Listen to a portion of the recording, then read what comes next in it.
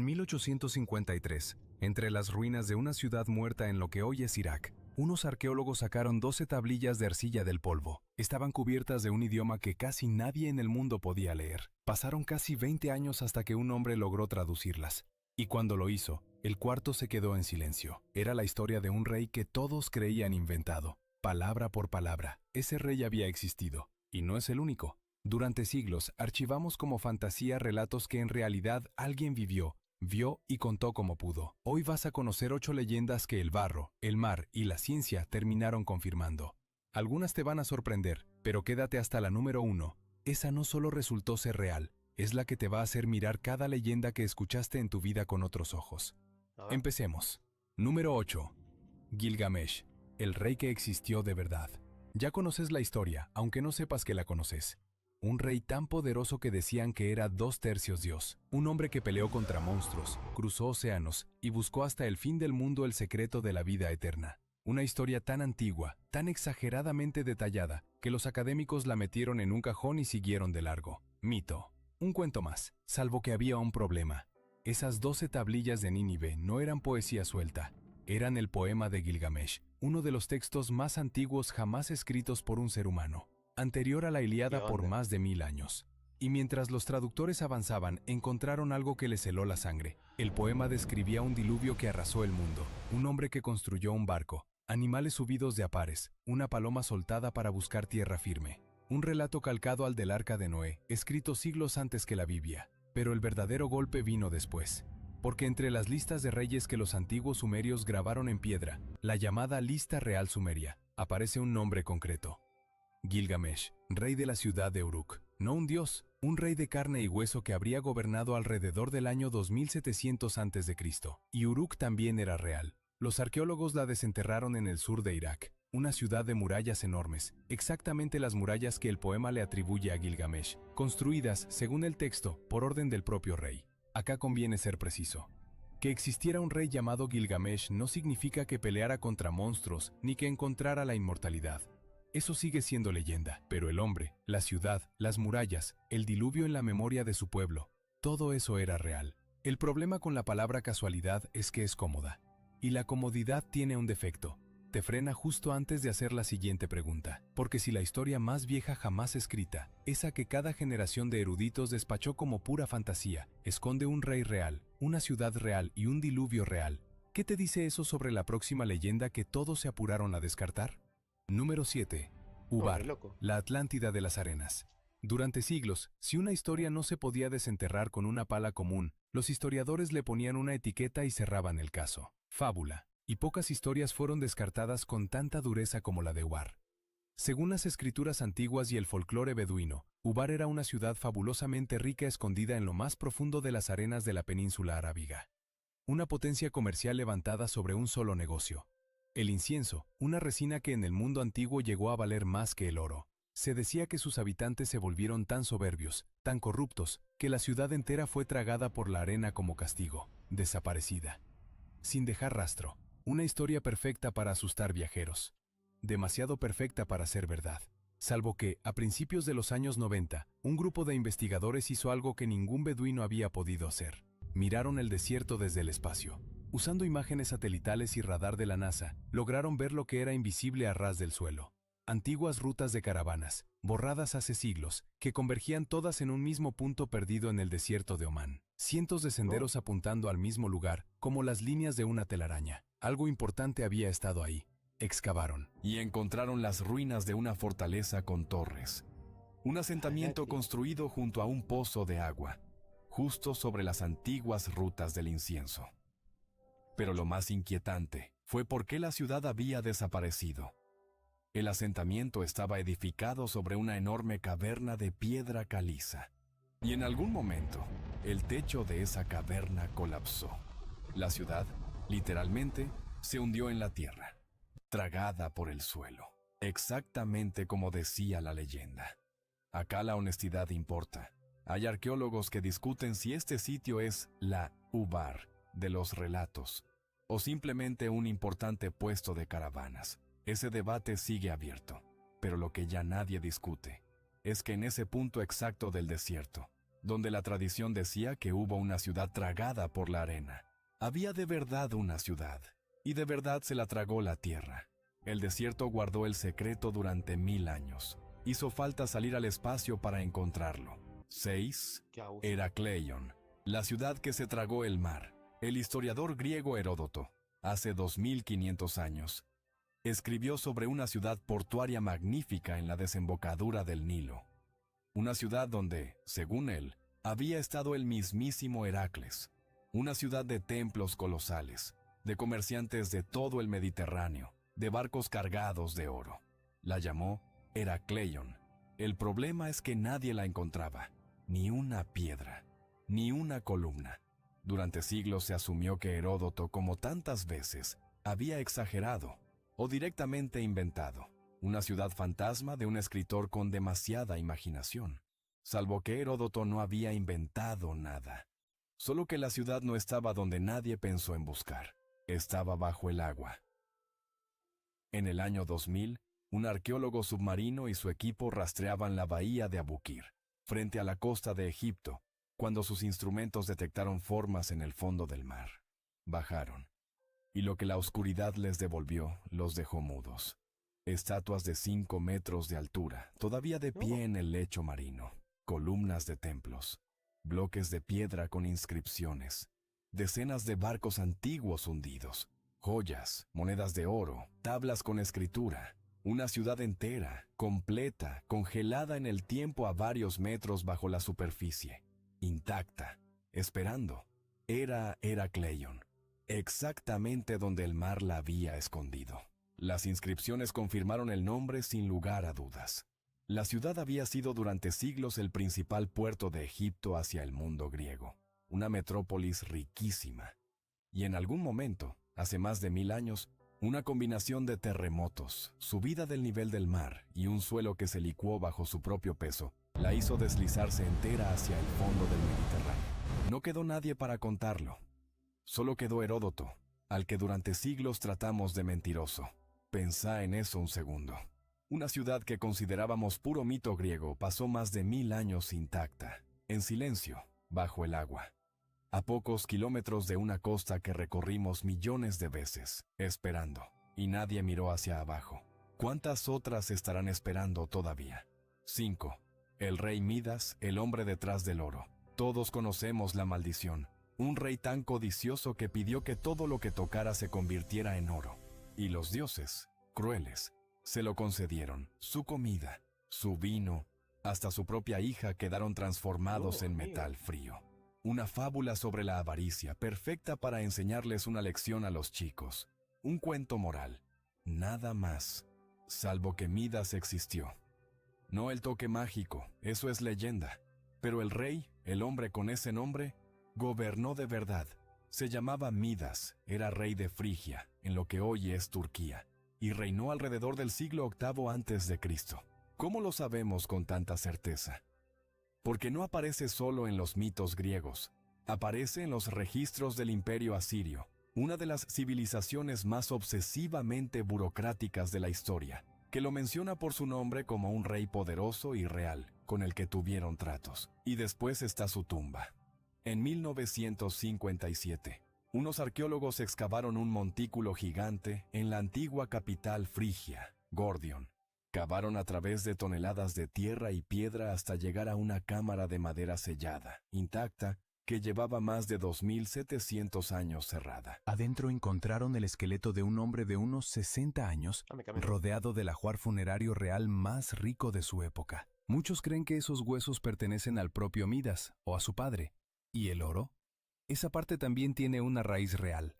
Frigia era famosa por su riqueza, y por sus tierras corría un río, el Pactolo, cuyas aguas arrastraban pepitas de oro natural. Los frigios se hicieron inmensamente ricos recogiendo ese oro del lecho del río. Un rey cuyo reino, literalmente, sacaba oro del agua. ¿Ves cómo funciona? La leyenda no salió de la nada. Tomó a un rey real, de un reino real, famoso por un oro real, y le agregó magia. La fábula es la cáscara. Adentro siempre hubo un hombre que existió. 4. El Dorado, el hombre de oro, mató a miles. Conquistadores españoles, exploradores ingleses, Aventureros de todo el mundo se internaron en las selvas de Sudamérica y murieron de fiebre, de hambre y de flechas persiguiendo un nombre: El Dorado, la ciudad perdida hecha enteramente de oro. Y nunca la encontraron, por una razón muy simple: El Dorado nunca fue una ciudad, era un hombre. Acá la historia se vuelve fascinante porque la verdad es más extraña que la fantasía. Los europeos entendieron todo mal. El Dorado no se refería a un lugar dorado, sino a una persona dorada. Y esa persona existió, en lo que hoy es Colombia, en el corazón del pueblo muisca.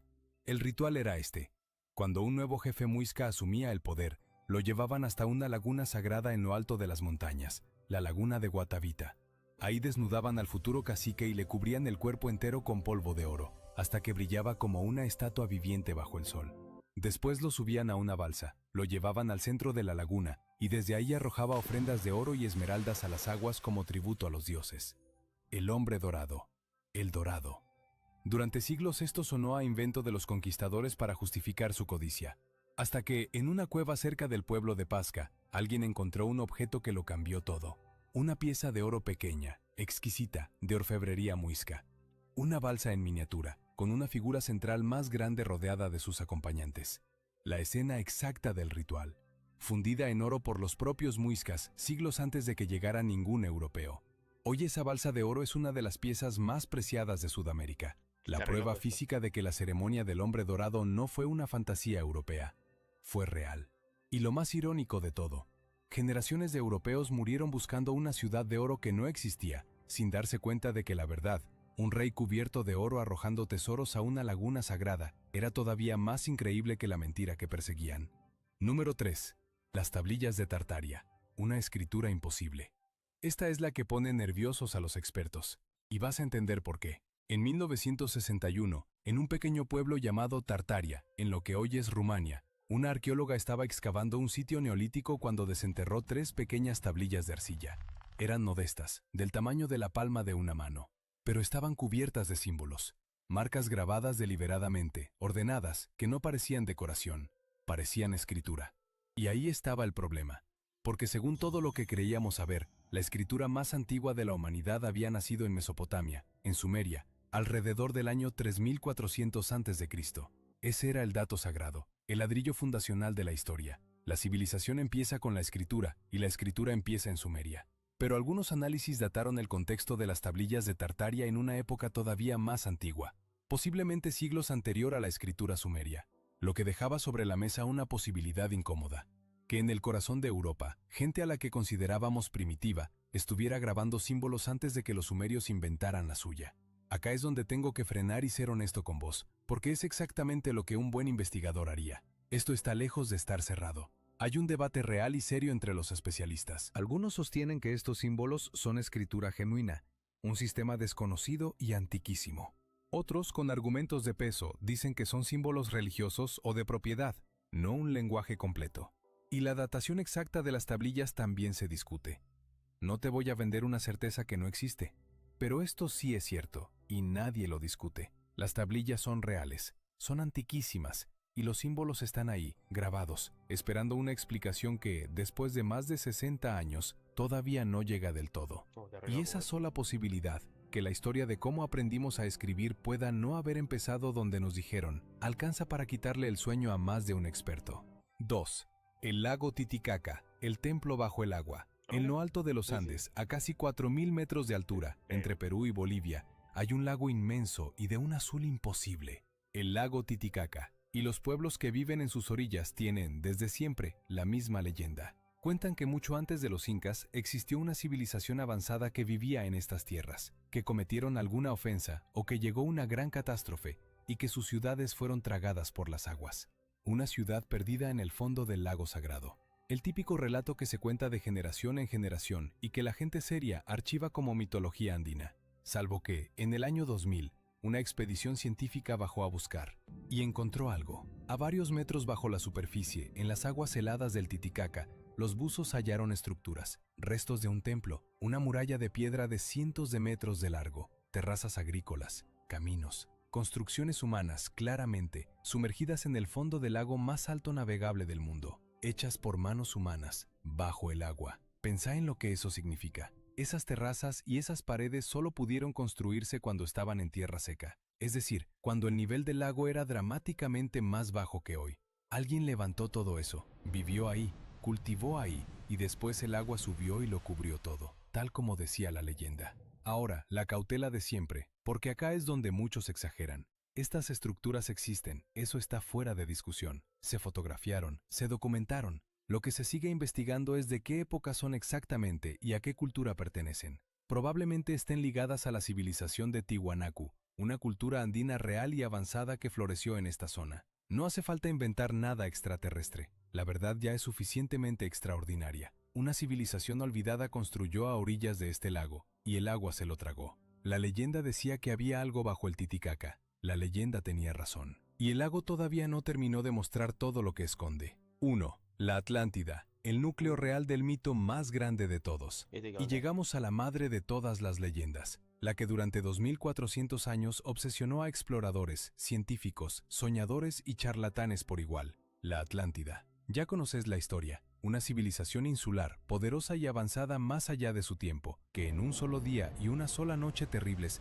desapareció bajo el mar, tragada por las olas. La contó el filósofo griego Platón hace más de 2000 años. Y desde entonces no paramos de buscarla. Así que voy a ser directo con vos, porque te lo prometí desde el principio. La Atlántida tal cual la describió Platón, un continente enorme en medio del océano Atlántico, casi con certeza no existió. No hay ningún continente hundido ahí. En eso los escépticos tienen razón, y negarlo sería venderte humo. Pero, y este es un pero enorme, eso no significa que Platón se lo haya inventado todo de la nada, porque hay un caso real, documentado, brutal, que encaja con la historia de un modo que pone la piel de gallina. Alrededor del año 1600 a.C., en una isla del mar Egeo llamada Tera, hoy Santorini, había una civilización deslumbrante. Eran los minoicos, o un pueblo estrechamente ligado a ellos, la cultura más avanzada de Europa en su momento. Tenían palacios de varios pisos, agua corriente, plomería, arte exquisito, una flota que dominaba el Mediterráneo. Una potencia marítima, brillante y sofisticada.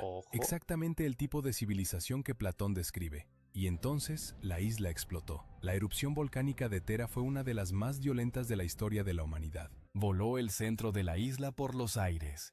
Generó tsunamis colosales que se estrellaron contra las costas de Creta, el corazón del mundo minoico, a más de 100 kilómetros de distancia. En cuestión de horas, una de las civilizaciones más avanzadas del planeta recibió un golpe del que nunca se recuperó. Una cultura entera, poderosa y refinada, hundida por el mar y el fuego en un instante. ¿Te suena? Una isla avanzada, un poder marítimo, una catástrofe repentina desde el agua, una civilización borrada casi de un día para el otro. Acá es donde la cautela importa, así que seamos claros. Nadie puede probar que Platón estaba pensando en Tera cuando escribió sobre la Atlántida. Es una hipótesis, no un hecho cerrado. Pero es una hipótesis que toma a la leyenda más imposible de todas y le encuentra, debajo, un esqueleto perfectamente real. Una civilización avanzada que de verdad existió y que de verdad desapareció bajo las Ojo, ojo, ojo. aguas en una Yo recompré con esta hipótesis. Recompré. catástrofe. Y esa es la idea que quiero dejarte, la que conecta las 8 historias de hoy. Cada vez que escuchamos una leyenda demasiado increíble para ser verdad, nuestro primer reflejo es descartarla, decir mito, guardarla en un cajón y seguir de largo. Y bueno, al final todo es comprobable, se parece. No así real, pero comprobable. Pero el cajón estaba lleno de reyes reales, Claro. de ciudades reales bajo el mar, de rituales reales de oro y de catástrofes reales. Una y otra vez la gente que vivió hace miles de años nos dejó la verdad escrita en sus historias, solo que la contaron con las palabras que tenían, y nosotros, demasiado cómodos, demasiado seguros de saberlo todo, dejamos de escuchar. La próxima vez que alguien te diga que algo es solo una leyenda, quizás convenga preguntarse qué fue lo que vieron de verdad. Estas fueron 8. Pero el cajón de las leyendas descartadas está lejos de estar vacío. Hay decenas de historias más esperando que la próxima pala, el próximo buzo o el próximo satélite las confirme. Muy buen video.